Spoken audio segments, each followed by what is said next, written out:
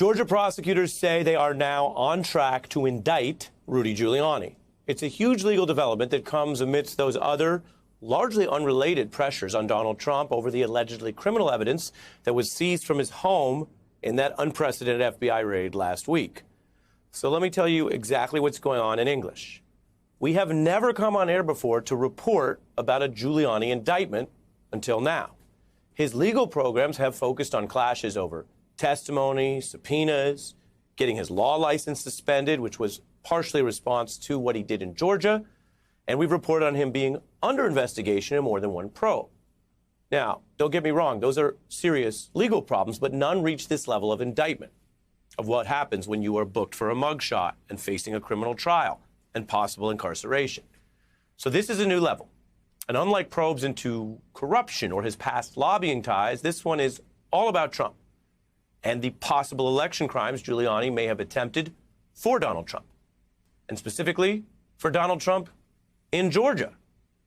Like when Giuliani, a former prosecutor who really ought to know better, stood inside the jurisdiction of the prosecutor who is now warning him today that he's a criminal target, stood in that jurisdiction and made those false claims within this wider plot to try to steal the election. There's overwhelming proof of fraud. I don't have to be a genius to figure out that those votes are not legitimate votes. Late today, Georgia prosecutors formally stated Giuliani is their target. His lawyers confirm that he was told that. So this is a story with no debate. Nothing's contested here. And Giuliani's the closest person to Trump who has been deemed a target. Today, I know it seems like there's a lot of different things going on, and we don't pick the timing. Today is an inflection point. Mr. Giuliani's indictment, which is what comes after you are a target, would be a legal earthquake, rattling Trump world and putting heat on anyone in that orbit who was involved in the Georgia plot. There's more than one plot, but this was the state of Georgia. Prosecutors there already put the same criminal target, that kind of heat, on other Republicans allegedly engaged in elector fraud in that state, which Biden won. In fact, all 16 of them. Now, why is this coming out right now? Does it have something to do with this other legal pressure on Trump, this sort of accrual we feel if you follow this stuff, or what happened over in Florida? Well, look, grand jury probes have all kinds of secrets we just don't know. But if you are asking why is this coming out now tonight, on this one, we actually do have the answer. Because we know, unlike the other things that stay secret in a grand jury probe, we know in public that Mr. Giuliani is about to go under oath. In fact, in just 2 days, to face the Georgia grand jury this Wednesday. And we also know that a judge recently pushed prosecutors in that state that they should inform Giuliani of his current legal status, his exact jeopardy, before he goes into that testimony, for fairness. And indeed, that is legally a tradition.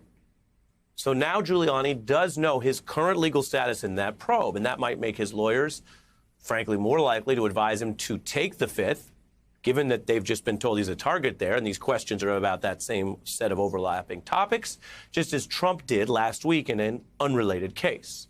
We also have some clues about Giuliani's exposure, where his election lies may have turned potentially criminal. Dominion and Smartmatic, the connection to Hugo Chavez, it's a highly inaccurate machine. What would that suggest? Phantom votes. That's not just any clip. If I wanted to show you Rudying, I could pick from all kinds of clips, of statements of what prosecutors would call evidence, because sometimes your words can become testimonial evidence. And that statement I just showed you in brief, that was made in Georgia. So people in politics, you could say, yeah, they lie all the time. And there are lawyers who lie out of court. But lying in court or lying to the government can be a crime. And prosecutors are eyeing Giuliani's statements, including to the government, where lies can become fraud or an election crime. In fact, we also know that his subpoena in this case points to the December 3rd presentation he made to the Georgia Senate alleging election fraud in Georgia counties. And this is vital, because prosecutors are showing that they view that as more than a last-ditch lying PR blitz, which may have been what it looked like when he held increasingly bizarre press conferences at the time. But prosecutors say this is actually part of a, quote, multi-state coordinated plan to overturn the lawful election, the peaceful transfer of power, the results of the 2020 election in Georgia and elsewhere. That's key. And elsewhere. And let me tell you why. Giuliani and Trump had every option and opportunity to share their views and complain about losing and even lie in some forums about it.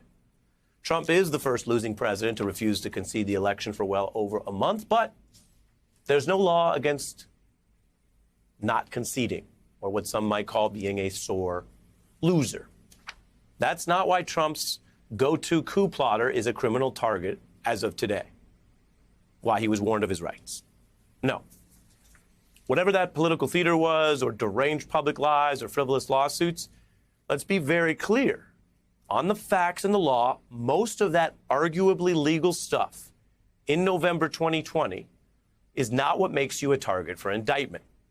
We've marked in yellow and green the arrows you see starting on your left. All that November stuff, that's not what makes you a target. But if you track those 8 plots as we've done to overthrow the election over time, the red stuff, the elector fraud, lying in government proceedings, trying to illegally obstruct vote counting, that bad red stuff is still a crime in America and in Georgia.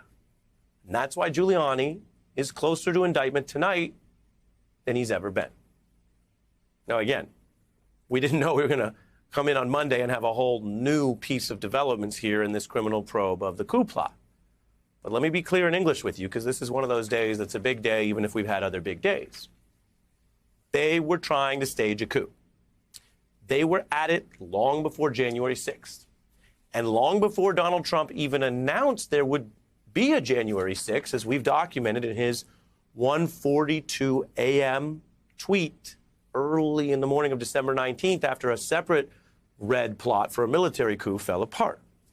Well, today it looks like Giuliani took a major legal risk by entering that Georgia jurisdiction. But at the time, you say, well, why would he do that? He's a lawyer. He's a prosecutor. Whatever you think of his style, he knows certain things. Why would he do that? Well, you have to go back. That's why evidence is so powerful when you look at it contemporaneously, especially when you have the evidence of people talking in secret. At the time, he and Donald Trump really seemed to believe they had a workable plan to hold on to power. Now, that's coup logic, which may be another piece of incriminating evidence as Giuliani braces for testifying this week, and the official notice that he should also be prepared for a possible Georgia indictment.